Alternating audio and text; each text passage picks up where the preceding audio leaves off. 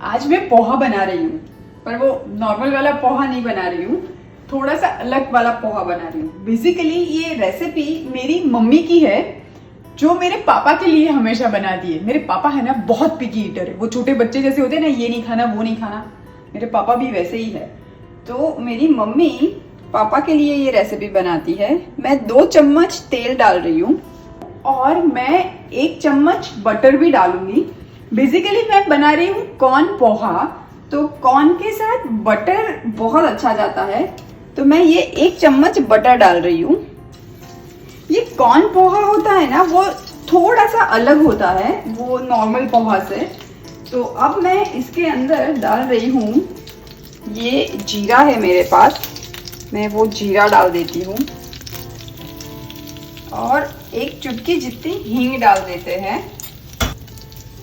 मैं कुछ कड़ी पत्ते डाल रही हूँ, ये टोटली ऑप्शनल है, अगर आपको अच्छा लगता है तो आप डालिए वरना रहने दीजिए। और ये पोहा है, फिर भी मैं इसके अंदर ये चॉप्ड गार्लिक डाल रही हूँ। ये 1 ही कली लहसुन की है, मैं वो डाल रही हूँ क्योंकि हम कॉर्न पोहा बना रहे हैं ना, तो लहसुन एंड कॉर्न बहुत अच्छा कॉम्प्लीमेंट करता है। तो ये हल्का सा मैं फ्राई करूंगी, ज़्यादा मुझे वो गोल्डन ब्राउन कलर नहीं लाना है। और उसी टाइम पे मैं डाल देती हूँ, ये कुछ पीनट्स है वो डाल देती हूँ।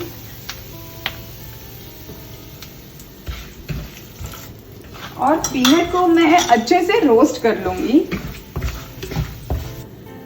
पीनट्स हल्के से रोस्ट हो चुके हैं, मैं बस ये 1 चुटकी जितनी ही हल्दी डाल रही हूँ। एक्चुअली आप चाहो तो हल्दी अवॉइड भी कर सकते हो, मम्मा कभी कभी हल्दी नहीं भी डालती है। और इसके साथ ही ये ऑयल में ही मैं थोड़ा सा गरम मसाला डाल दूंगी। गरम मसाला ऑयल में डालने से बहुत अच्छी अरोमा आएगी उसकी। और बस उसी टाइम पे मैं डाल देती हूँ ये कटे हुए प्याज और कुछ ग्रीन चिली और हल्का सा पका लेते हैं। यही टाइम पे मैं इसमें डाल देती हूँ सॉल्ट। इसको आप लो टू मीडियम फ्लेम पे पकाइएगा, क्योंकि हमने गरम तेल में ही गरम मसाला डाला था ना। अगर बहुत हाई फ्लेम पे पकाएंगे ना तो वो तुरंत ही जल जाएगा। तो लीजिए, ये प्याज भी पक चुके हैं। अब मैं इसके अंदर ये डाल देती हूँ, ये मेरे पास शिमला मिर्च है तो मैं डाल रही हूँ। आप चाहो तो बिना शिमला मिर्च के भी बना सकते हो। और शिमला मिर्च के साथ ही मैं डाल देती हूँ ये कॉर्न, जो स्वीट कॉर्न है, ऑलरेडी बॉइल्ड है, ये कच्चे नहीं है, तो मैं ये भी डाल देती हूँ।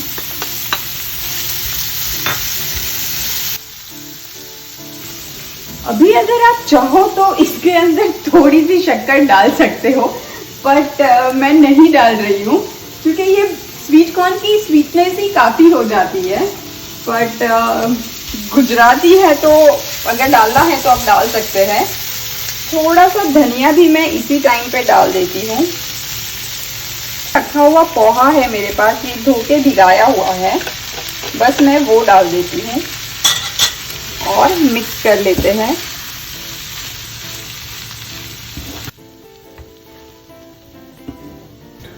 और लास्ट में मैं ये नींबू डाल देती हूँ। नींबू हमेशा लास्ट में ही डालिएगा, पकाने में नहीं डालिएगा, वरना वो थोड़ा सा नींबू का रस है ना, कड़वापन पकड़ता है।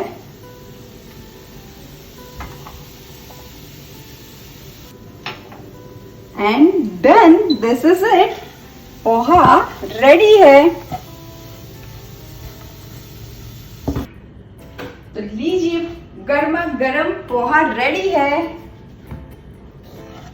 अब मैं फटाफट से इसको सर्व कर देती हूँ। कुछ चीजें ऐसी होती है ना, सीधा पॉट से प्लेट में जानी चाहिए, ये भी उनमें से ही एक है। तो मैं सर्विंग प्लेट पे डाल देती हूँ। मैं ऊपर से, ये मेरे पास फ्रेश कोकोनट है श्रेडेड, ये मैं थोड़ा सा डाल देती हूँ। ये टोटली ऑप्शनल है, अगर आप पसंद नहीं करते हैं तो आप रहने दीजिए। और ये कुछ मैं सेव डाल देती हूँ।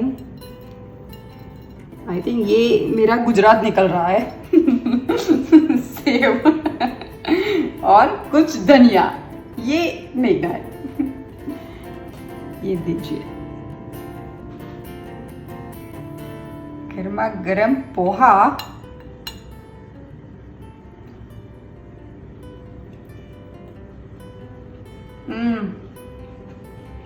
कॉर्न, कैप्सिकम, वो हल्का सा गरम मसाला, सुपर। माता जी की जय हो।